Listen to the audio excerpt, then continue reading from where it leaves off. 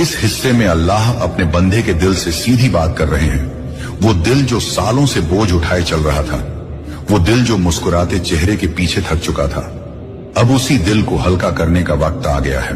अल्लाह फरमाते हैं कि जिस तरह रात के बाद सवेरा तय है, उसी तरह सब्र के बाद राहत भी तय है। तूने जितना सहा है वो व्यर्थ नहीं गया। हर ठोकर ने तुझे मजबूत किया, हर देरी ने तुझे समझदार बनाया, और अब वही समझदारी तुझे उस मोड़ पर ले आई है जहां से पीछे लौटना नहीं बल्कि आगे बढ़ना ही रास्ता है। इस हिस्से का पैगाम यह है कि आने वाली नेमतें सिर्फ तेरा हाल नहीं बदलेंगी बल्कि तेरी सोच को भी नया आयाम देंगी।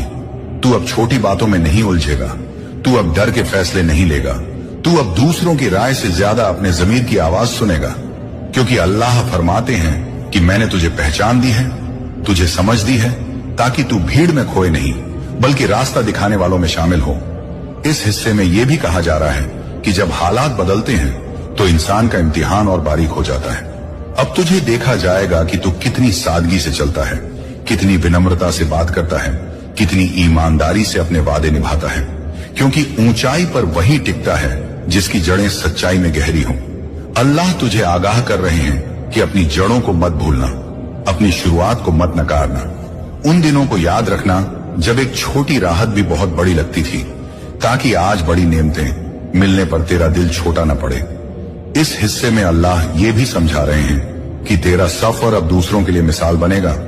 लोग तुझसे पूछेंगे कि तूने क्या किया, कैसे किया, और उस वक्त तुझे खुद को नहीं बल्कि मुझे आगे रखना है, क्योंकि जिसने दिया है वही तारीफ का हकदार है।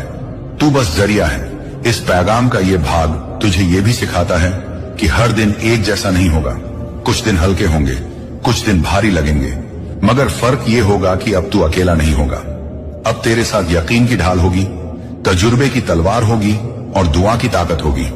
अल्लाह फरमाते हैं कि अगर कभी लगे कि बोझ बढ़ रहा है तो उसे मेरे नाम पर हल्का कर देना।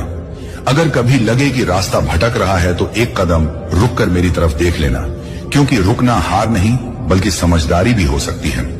इस हिस्से में यह भी बताया जा रहा है कि अब तुझे अपने वक्त की कीमत समझनी है, अपनी ऊर्जा को सही जगह लगाना है।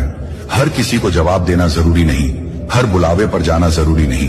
तुझे वही चुनना है जो तुझे तेरे मकसद के करीब ले जाए। अल्लाह तुझे ये आजादी दे रहे हैं कि तू अपने फैसले खुद ले, मगर उस आजादी के साथ जिम्मेदारी भी दे रहे हैं कि तू गलत को न अपनाए। इस हिस्से का पैगाम यह भी है कि तू अब सिर्फ अपने लिए नहीं जिएगा, तू अपनी मौजूदगी से दूसरों की जिंदगी आसान करेगा। तेरी एक मदद किसी के लिए नई शुरुआत बन सकती है।